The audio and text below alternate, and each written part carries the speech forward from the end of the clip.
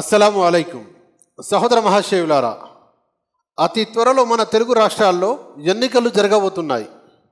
మరి ఈ ఎన్నికల సందర్భంగా వివిధ నాయకుల ప్రచారాలు, వివిధ పార్టీల ప్రచారం చాలా హోరున సాగుతుంది.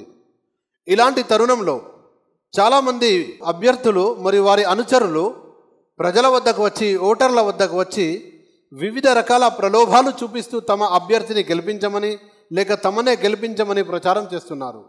ఆ ప్రలోభాలు మందు ద్వారానేమి, లేక ఇతర బహుమానాల ద్వారానైతేనేమి, డబ్బు ద్వారా అయితేనేమి, ఇలాంటి ప్రలోభాలు కూడా చూపిస్తున్నారు. మనం గతంలో ఎన్నో చూసాము కూడా, వార్తాపత్రికల ద్వారా ఆ విషయాలన్నీ కూడా బయటకు వచ్చాయి. మరి ఇప్పుడు కూడా ఇలాగే సాగుతుంది. కానీ ఇది ఎంత మహాపాపమో మీకు తెలుసా? ఒకటి, మనకు చట్టం ఏదైతే ఉందో రాజ్యాంగపరంగా ఇది నిషిద్ధం, ఇలాంటి పనులు చేయకూడదు. ఈ వక్ర మార్గాల ద్వారా అభ్యర్థులను మనం ఎన్నుకొని సమస్యలను కొని తెచ్చుకోకూడదు.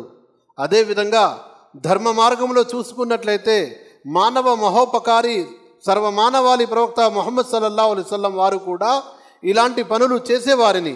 అంటే ఈ ప్రలోభాలు చూపి అభ్యర్థులను గెలిపించుకోవడం, లంచాలు ఇచ్చి మరి తీసుకోవడం, ఇది మహాపాపమని మహానీయ ప్రవక్త సల్లల్లాహు అలైహి వసల్లం వారు తెలియజేశారు.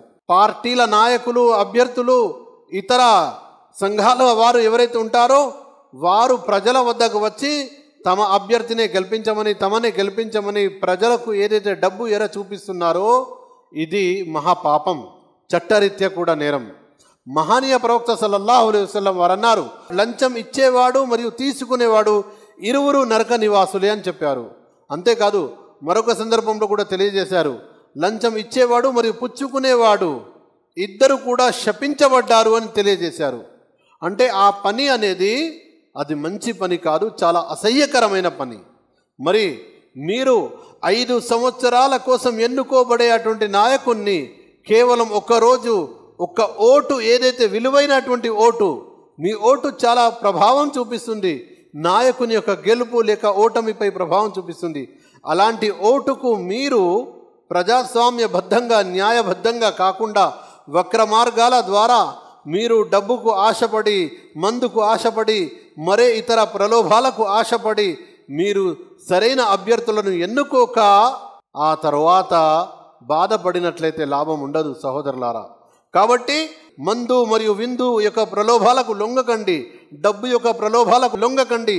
సరైన సమర్థవంతమైన నాయకుణ్ణి, సమాజంలో శాంతి, ఆప్యాయత, ప్రేమ, అనురాగాలను వ్యాపింపచేసే నాయకుడు, సమాజంలో ప్రజలందరి మధ్య కలిసిమెలిసి ఉండే అటువంటి నాయకుడు, ప్రజల సమస్యల్ని పట్టించుకునే అటువంటి నాయకుణ్ణి ఎన్నుకోండి.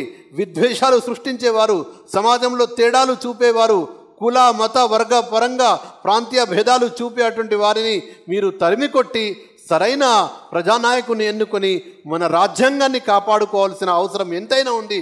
అలాంటి నాయకుడిని మీరు ఎన్నుకోవాలి. ప్రజాస్వామ్యబద్ధంగా, న్యాయంగా మీరు ఓటు వేయండి, ఎలాంటి ప్రలోభాలకు లొంగకుండా. అప్పుడే మనం నిజమైన రాజ్యాంగ పరిరక్షకులమవుతాము, మన యొక్క ఓటు యొక్క విలువను కూడా కాపాడిన వారవుతాము. జై హింద్.